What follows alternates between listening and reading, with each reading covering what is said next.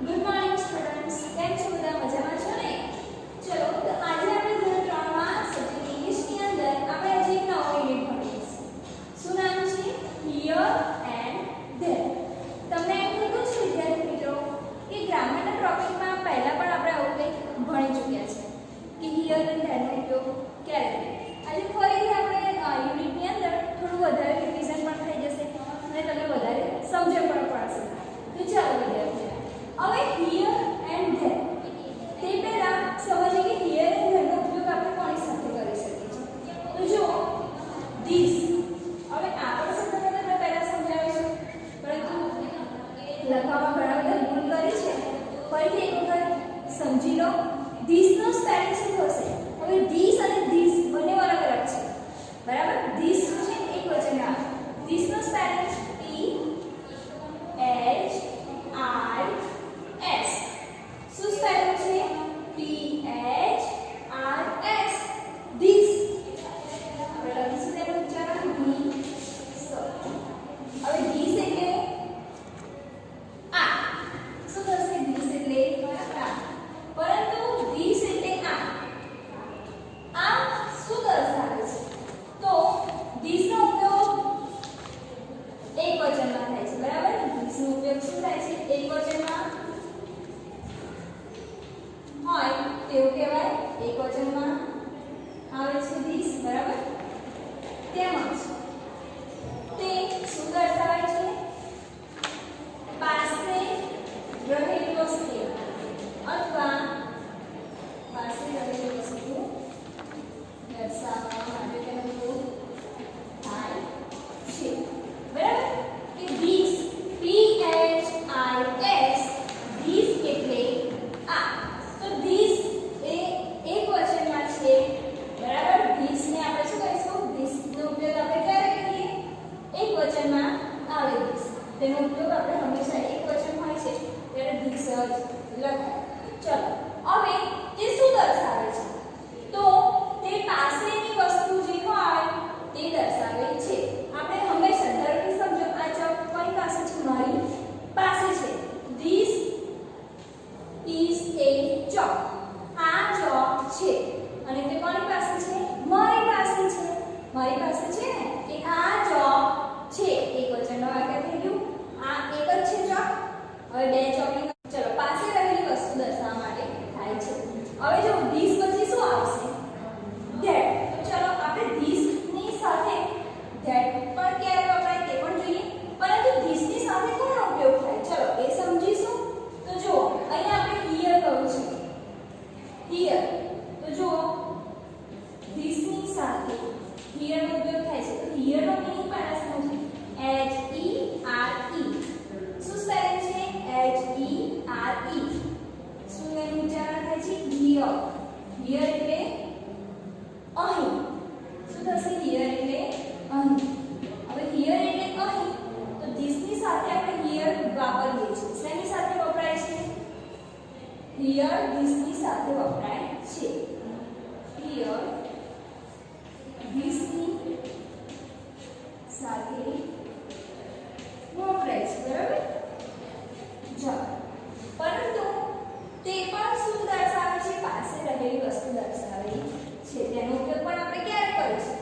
તો પાસે રહેલી વસ્તુ દર્શાવવા આપણે તેનો ઉપયોગ કરવાનો છે, બરાબર? હવે જો મેં તમને પહેલા જ કીધું, આપણે આનું એક સેન્ટેન્સ બનાવીએ. ચલો પહેલા શીખીએ. મેં તમને કીધું કે ધીસ ઇઝ અ ચોક. તો જો અહીંયા એક સેન્ટેન્સ બનાવી દઈએ આપણે પહેલા કે અહીંયા મારી પાસે ચોક છે, બરાબર? તો અહીંયા પહેલા આપણે લખીશું this is a chalk. CHALK. કર્યું? This is a chalk. અહીંયા ઉચ્ચારણ પણ લખું છું એટલે તમને ખબર પડશે. This is a chalk. શું થશે તેનું ઉચ્ચારણ? ગુજરાતી શું કહીશું? આ ચોક છે. ચલો સમજણ પડી? એવી જ રીતના હિયરની સાથે શું? ધીસની સાથે જ આપણે હિયર વાપરીએ છીએ. હવે મેં કહ્યું કે આ ચોક છે, પરંતુ આ કોની પાસે છે? મારી પાસે છે નજીક છે બરાબર તો it is here શું આવશે it is here તે અહીં છે ચાલો આ વસ્તુ તમને ક્લિયર થઈ ગઈ કે ધીસ એટલે કે આ તે એકવચનમાં આવે છે અને પાસે રહેલી વસ્તુ દર્શાવે છે હવે ધીસ ની સાથે હિયર ની સાથે શું વપરાય તો ધીસ ની સાથે જ હંમેશા હિયર આવે બરાબર તો તે પણ પાસે રહેલી વસ્તુ દર્શાવે છે હવે મેં તમને ફોર એક્ઝામ્પલ અહીંયા થોડું સમજાવ્યું છે જો આપણે આગળ વધારે સમજીશું પરંતુ જો કે ધીસ ઇઝ અ ચોક આ ચોક છે it is here તે અહીં છે તો ચલો ધીસ એન્ડ હિયર બંનેમાં સમજણ પડે કે ધીસ ની સાથે હિયર જ આવે હવે જો આપણે ધેર નું આગળ સમજીએ ચલો હવે there T H A T there નો સ્પેલિંગ શું છે T H A T there there એટલે પેલું હવે જો કોઈ પણ વસ્તુ દૂર હોય તો આપણે દૂરની વસ્તુ દર્શાવે છે ધેટ શું કરે છે દૂર આ પણ એક વચનમાં આવે બરાબર ધેટ ક્યારે વપરાય એક વચનમાં વપરાય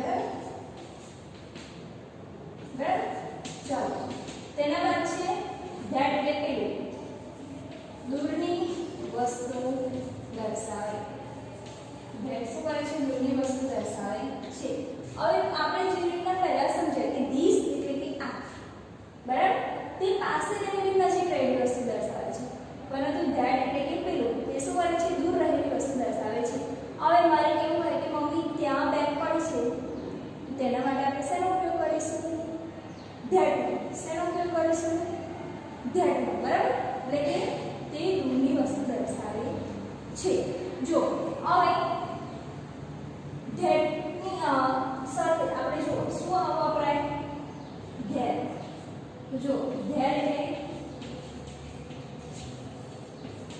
ત્યાં ધેર એટલે ત્યાં ચલો સમજણ પડે છે ને અને તે પણ શું કરે છે એ પણ એક વચનમાં વપરાય બરાબર તેનો ઉપયોગ પણ આપણે એક વચનમાં જ કરીએ છીએ તેમાં તે પણ શું હોય છે દૂરની વસ્તુ દર્શાવે ધેર કોની સાથે આવે તો ધેટની સાથે વપરાય બરાબર કે ધેટની સાથે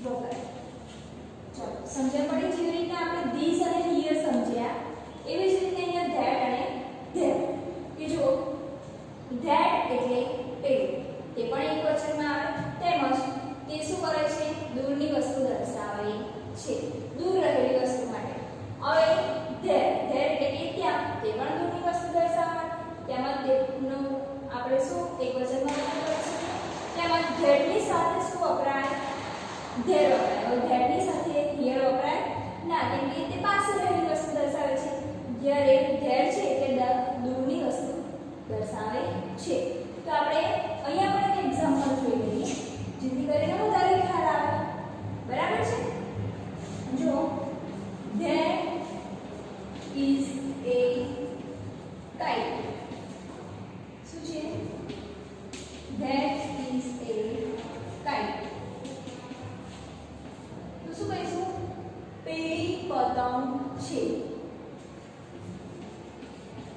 પેલી પતંગ છે હવે તેની સાથે આપણે શેનો ઉપયોગ કરીશું that ની સાથે there તો શું કહીશું it is there બરાબર it is there તે ત્યાં છે જો સમજણ પડી હવે હવે તમને એમ થતું હશે કે આપણે પહેલા પણ ઈટ લખ્યું ઈટ એટલે શું તો ઈટનો ઉપયોગ આપણે કેમ કર્યો બરાબર તો ઈટ એ હંમેશા ઈટ એટલે કે તેનો ઉપયોગ ક્યારે થાય તો નિર્જીવ વસ્તુ હોય એવી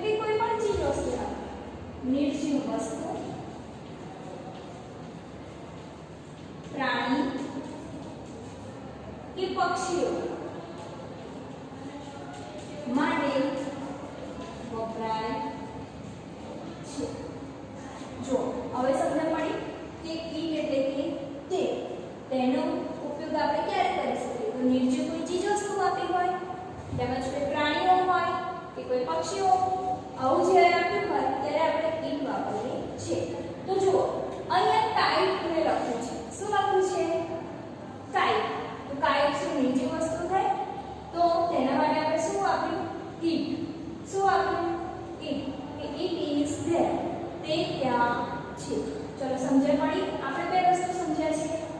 this, that, here and there. હવે તમને ખબર પડી ગઈ હશે કે હિયર એટલે અહીં અને ધેર એટલે ત્યાં.